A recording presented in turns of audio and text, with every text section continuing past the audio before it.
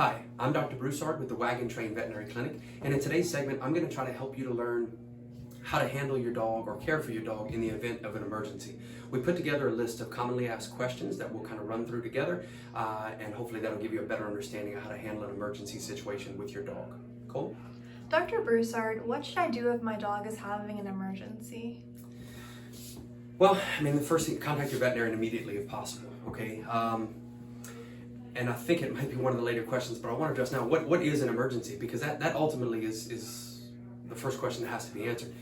To me, an emergency is anything that warrants immediate attention or medical care, and if that care is not provided, then it could have very dire consequences, i.e. loss of life or a much, much sicker animal in the future. So what does that look like?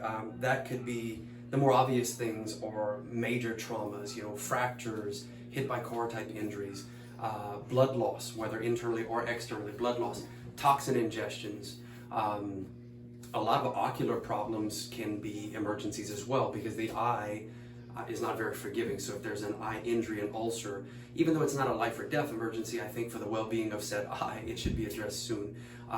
Pregnancy issues, birthing difficulties, those kind of things, bloating, what we call GDV, which causes bloating, those kind of things. This is not an all-inclusive list. I'm just trying to think of ones off the top of my head. Any of those things that could affect the dog's immediate health. One more would be seizures, that's another common one that we see. Anything that requires quick, immediate attention for the well-being of your pet, I would term as an emergency. And so going back to the first question, so how do you handle that? The first thing is get on the phone with your veterinarian. If it's during normal hours and your veterinarian's still open, call them.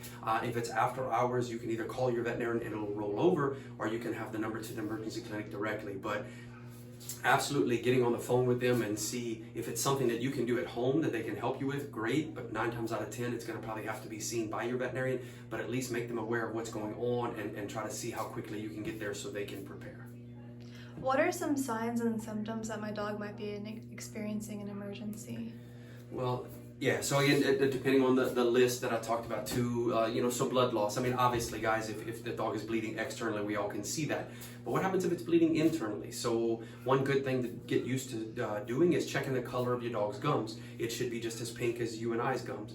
If it is not, that's telling you something, whether a dog could have ingested rat poison, could have a ruptured splenic tumor, could have several other things I won't bore you with right now, but checking their color, that can be one. Respiratory difficulties, that's one I didn't mention on the first list, but I should have. Respiratory difficulties or distress is always going to be considered an emergency for me. Whether it's heart related, whether it's fluid in the chest, whether it's pneumonia, any and all of those problems really can't wait. So what are you looking for? Back to this question, so what are you looking for? I'm looking for signs of respiratory distress. I'm looking for increased respiratory rate. I'm looking at increased heart rate.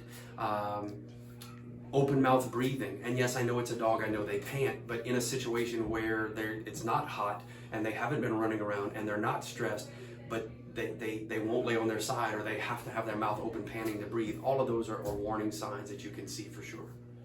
Is it best to call an emergency hospital first before coming in?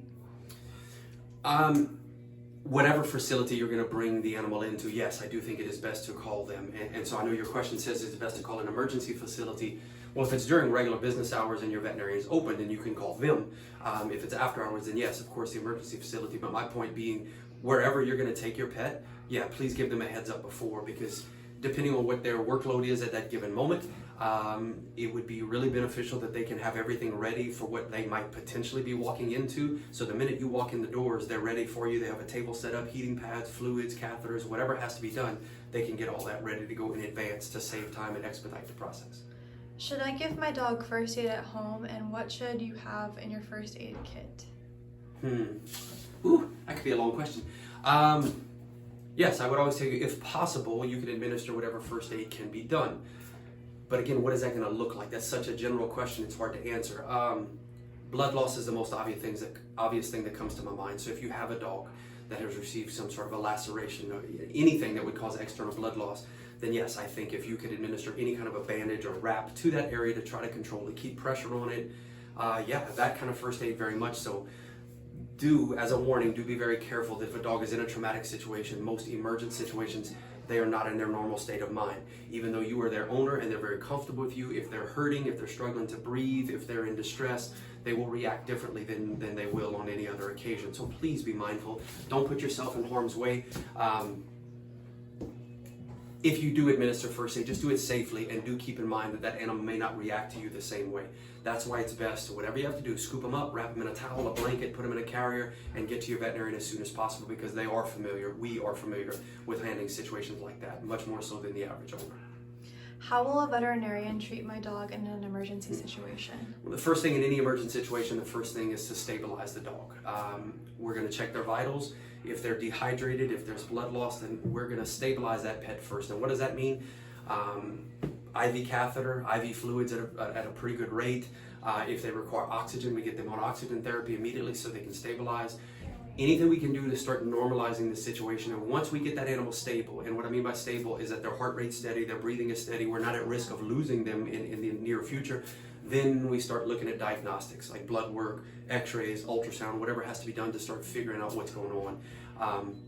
But those are some of the first and most important things that we can do, is to stabilize them primarily. Why is prompt treatment in an emergency so important for my dog's health? Well, the very nature of an emergency, like we said at the very outset of this segment, an emergency situation is something that can't wait. It's something that is not handled quickly. In all honesty, maybe you don't have a dog if it's not handled quickly. So for that very obvious reason, then yeah, I think it's imperative that they get treated sooner rather than later.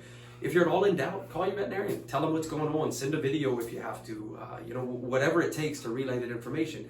I'll be honest, after 21 years of doing this, there's a lot of situations that an owner thinks is an emergency that we as veterinarians say, yeah, that's not really that big of a deal. So get with the veterinarian first. Maybe it's diarrhea, maybe it's something that to an owner it's very inconvenient and it seems very stressful.